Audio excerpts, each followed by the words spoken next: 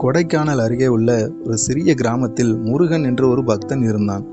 அவன் தினமும் சிவன் கோயிலுக்கு சென்று ஓம் நமச்சிவாய என்று பாடி பூஜை செய்து பசியே இருந்தாலும் இறைவனுக்கு பசும்பால் காணிக்கையாக கொண்டு வந்து விடுவான்.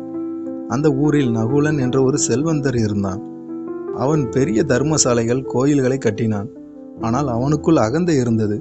நான் சிவனுக்கு அதிகம் நன்கொடைகள் தருகின்றேன், எனவே அவனுக்கு நான் மிகப்பெரிய பக்தன் என்று நினைத்தான்.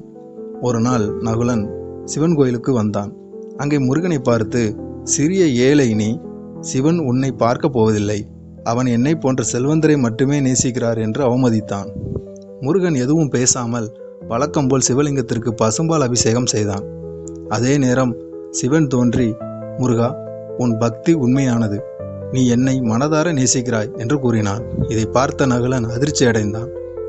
சிவனே, நான் கோயில் கட்டினேன், பல காணிக்கைகள் கொடுத்தேன், ஆனால் நீ ஏன் இந்த ஏழைக்கே தோன்றினாய் என்று கேட்டான். சிவன் சிரித்து கொண்டு பதில் கூறினார், நீ எனக்காக மட்டும் செலவழித்தாய், ஆனால் முருகன் என்னை அன்புடன் நேசித்தான். அவன் சிரமத்திலும் என்னை மறக்கவில்லை. உண்மையான பக்தி கருணையுடனும் எதையும் எதிர்பார்க்காமல் வருவதுதான். இதை உணர்ந்த நகுலன் தனது அகந்தையை விட்டுவிட்டு உண்மையான பக்தியில் சிவனை வழிபடத் தொடங்கினான். சிவன் நம்மிடம் எதிர்பார்ப்பது உண்மையான பக்தி. அது இதயத்திலிருந்து வரும் அன்பும் அர்ப்பணிப்பும் மட்டுமே. ஓம் நமச்சிவாய.